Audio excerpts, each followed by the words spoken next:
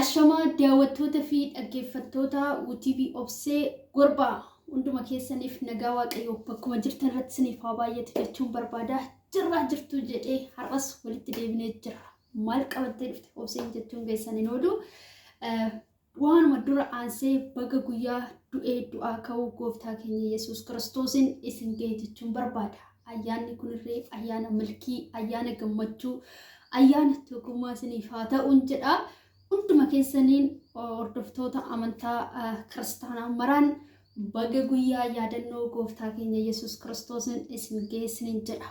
Gooftaa Yesuus Kiristoos nuuf jedhee waan baay'ee argee jira. Bu'aa bayii baay'ee san keessaa nu jiraachisuudhaaf jedhee nuuf jedhee nu jiraachisuudhaan nu jireenya bara baraa nuuf kennuudhaaf jedhee ofiisaatiif dararamee ofiisaatiif lubbuu nuuf dhabee jira. Garuu lubbuus dhabee achiin hin hafne moo'ee ka'ee mul'atee jira. Galanni gooftaa Yesuus Kiristoos haa ta'u. Obboloota koo bara kana keessatti yeroo kamiyyuu taananii abbaan ofii abbaan nama dhalcheeyyuu namaaf lubbuu ofii hin kennu jechuudha. Obboleessa obboleettiin lubbuu ofii namaaf hin kennitu. Gooftaa Yesuus garuu jaalala nuuf qabu nutti argisiisuudhaaf lubbuu isaa nuuf dhabe.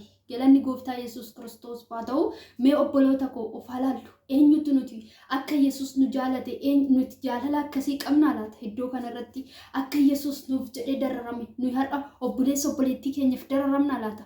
Homtuuyyuu hin dararamu. Kanaaf obboloota koo waanuma hunda dura amantaa kiristaanaa, amantaa ortodoksii akkasumallee amantoota kiristaanaa maraan baga guyyaa du'aa ka'uu gooftaa Yesuus Kiristoosiin isin geessiniin jedha. Yaadannoo gooftaa Yesuus Kiristoos guyyaa har'aa akkuma beekamu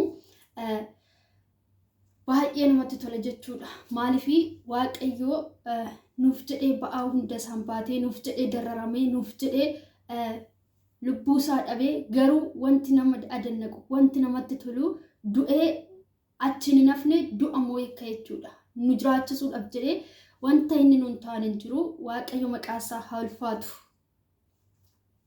Mee asumaan faarfannaa galataa tokko waliin faarfannee waan baay'ee namatti toludha. Waaqayyoon galateeffanna. Haleluuyaa. Waaqayyo gooftaadha. Ni ulfaata.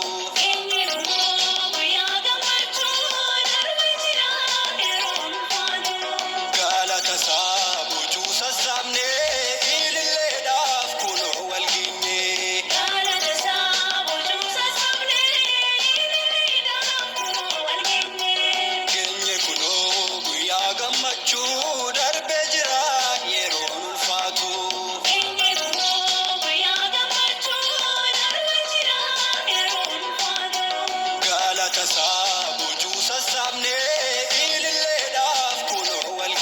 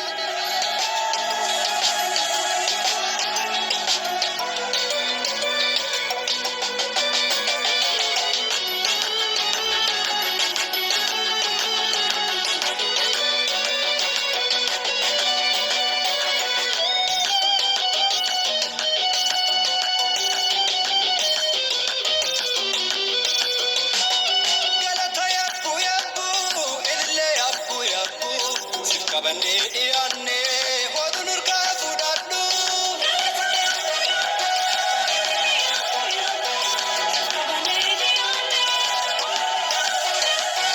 galatala kulakku ilille lakku sif kabane iyanne hodunur ka fudaddu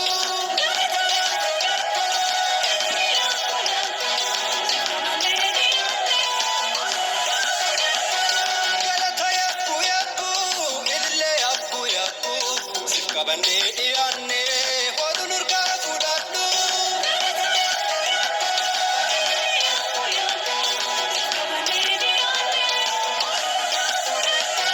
galatala kulakku ilille lakku sif kabane iyanne hodunur ka fudaddu